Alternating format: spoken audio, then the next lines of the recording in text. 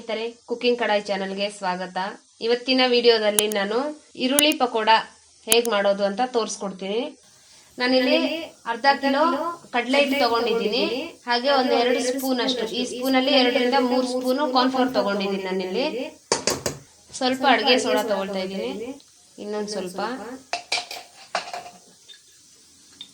ರುಚಿಗೆ ತಕ್ಕಷ್ಟು ಉಪ್ಪು ತಗೊಳ್ಬೇಕು. ಈರುಳ್ಳಿ ಇಷ್ಟು ತಗೊಳ್ತಾ ಇದ್ದೀನಿ ನಾನು. ಈರುಳ್ಳಿ ಪಕೋಡಾಗೆ ಜಾಸ್ತಿ ಈರುಳ್ಳಿ ಇರಬೇಕು. ಒಂದು 5-6 ಈರುಳ್ಳಿ ತಗೊಂಡಿದ್ದೀನಿ ನಾನಿಲ್ಲಿ. ಒಂದು ಹಿಡಿಯಷ್ಟು ಕರಿಬೇವು ಸೊಪ್ಪು, ಸ್ವಲ್ಪ ಸ್ವಲ್ಪ ನೀರು ಹಾಕ್ಬಿಟ್ಟು ಕಲ್ಸ್ಕೊಳ್ಬೇಕು. ಜಾಸ್ತಿ ನೀರು ಹಾಕ್ಬಿಡ್ಬಾರ್ದು ಒಂದೇ ಸಲ, ಗಟ್ಟಿ ಇರಬೇಕು ಪಕೋಡಾಗೆ. 4 ರಿಂದ 5 ಈರುಳ್ಳಿ ಅಂದ್ರೆ ಚಿಕ್ಕ ಚಿಕ್ಕದಲ್ಲ, ದೊಡ್ಡ ದೊಡ್ಡ ಈರುಳ್ಳಿ ತಗೊಂಡಿದ್ದೀನಿ ನಾನು.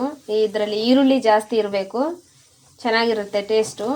ಆಮೇಲೆ ನೀರು ಒಂದೇ ಸಲ ಹಾಕ್ಬಿಡ್ಬಾರ್ದು, ಸ್ವಲ್ಪ ಗಟ್ಟಿಗೆ ಕಲಿಸ್ಕೊಳ್ಬೇಕು. ಈ ಥರ ಸ್ವಲ್ಪ ಸ್ವಲ್ಪ ಅಷ್ಟೇ ನೀರು ಹಾಕ್ಕೊಳ್ಬೇಕು. ಯಾಕಂದರೆ ಈರುಳ್ಳಿನೂ ನೀರು ಬಿಡುತ್ತಲ್ವ, ಹಂಗಾಗಿ ಜಾಸ್ತಿ ನೀರು ಹಾಕ್ಬಿಟ್ರೆ ಮೆತ್ತಗಾಗೋಗುತ್ತೆ. ಈ ಚಳಿಗೆ ಈ ವೆದರ್ಗೆ ತುಂಬ ಚೆನ್ನಾಗಿರುತ್ತೆ ಈರುಳ್ಳಿ ಪಕೋಡ.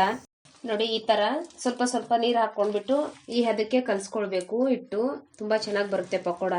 ಈ ವೆದರಲ್ಲಂತೂ ತುಂಬ ಚೆನ್ನಾಗಿರುತ್ತೆ ಟೈಮ್ ಪಾಸ್ ಮಾಡೋಕ್ಕೆ, ತಿನ್ನೋಕ್ಕೆ. ಮಕ್ಕಳಂತೂ ತುಂಬ ಎಂಜಾಯ್ ಮಾಡ್ತಾರೆ. ನೋಡಿ, ಈ ಥರ ಇವಾಗ ನಾನು ಕಲಿಸ್ಕೊಂಡಿದ್ದೀನಿ. ಈಗ ಈ ಕಡೆ ಎಣ್ಣೆ ಇಟ್ಕೊಳ್ಬೇಕು. ನೋಡಿ, ಎಣ್ಣೆ ಕಾದಿದೆ. ಇವಾಗ ಹೇಗೆ ಹಾಕೊಳ್ಳೋದು ಪಕೋಡ ಅಂತ ತೋರಿಸ್ತೀನಿ.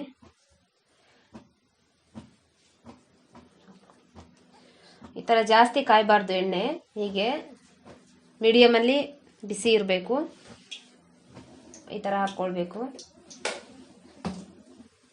ಸ್ಟವ್ನ ಮೀಡಿಯಮಲ್ಲಿ ಇಟ್ಕೊಳ್ಬೇಕು, ಜಾಸ್ತಿ ಉರಿ ಇರಬಾರ್ದು.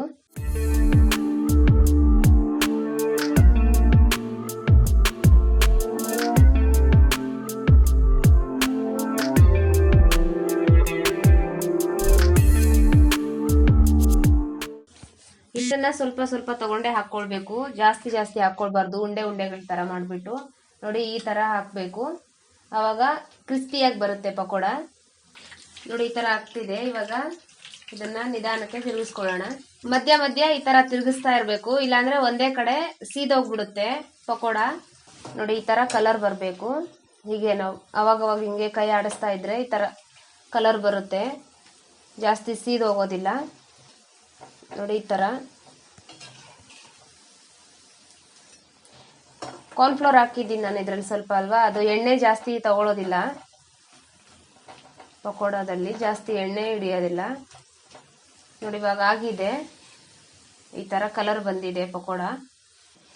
ನೋಡಿ, ಈ ಥರ ಕಲರ್ ಬಂದಿದೆ. ನಾನಿವಾಗ ಇದನ್ನ ತಗೊಳ್ತಾ ಇದ್ದೀನಿ.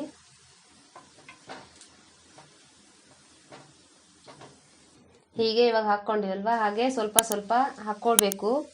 ಜಾಸ್ತಿ ತುಂಬ ಒಂದೇ ಸಲ ಹಾಕ್ಬಿಡ್ಬಾರ್ದು ಕಡಾಯಲ್ಲಿ. ಸ್ವಲ್ಪ ಸ್ವಲ್ಪ ಎಣ್ಣೆಗೆ ಎಷ್ಟು ಹಿಡಿಯುತ್ತೋ ಅಷ್ಟೇ ಹಾಕ್ಕೊಳ್ಬೇಕು ಹೀಗೆ. ಆಮೇಲೆ ಕಲರ್ ಬಂದಿದ ತಕ್ಷಣ ಕಲರ್ ಬೆಂದಿದೆ ಎಲ್ಲ ಅಂದ್ಕೊಂಡು ತೆಗೆದ್ಬಿಡ್ಬಾರ್ದು.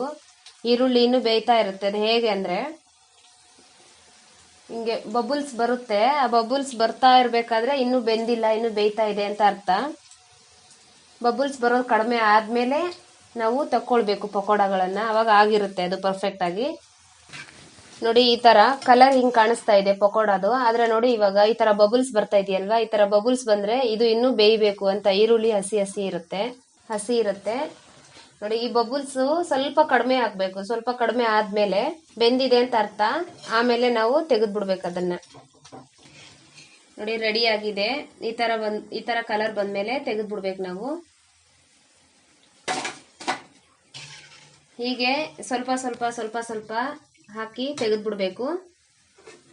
ನೀವು ಒಮ್ಮೆ ಮನೆಯಲ್ಲಿ ಟ್ರೈ ಮಾಡಿ, ತುಂಬ ಈಸಿ ಪಕೋಡ ಮಾಡೋ ಒಂದು ಮೆಥಡು.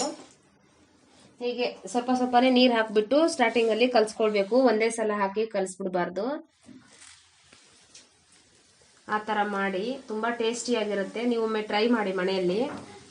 ಹೇಗಿದೆ ಅಂತ ಕಮೆಂಟ್ ಮಾಡಿ ತಿಳಿಸಿ ನನಗೆ. ಯಾರೆಲ್ಲ ನಮ್ಮ ಚಾನಲ್ ಸಬ್ಸ್ಕ್ರೈಬ್ ಮಾಡ್ಕೊಂಡಿಲ್ಲ, ದಯವಿಟ್ಟು ಚಾನಲ್ ಸಬ್ಸ್ಕ್ರೈಬ್ ಮಾಡ್ಕೊಳ್ಳಿ, ಶೇರ್ ಮಾಡಿ, ಕಾಮೆಂಟ್ ಮಾಡಿ. Thank you.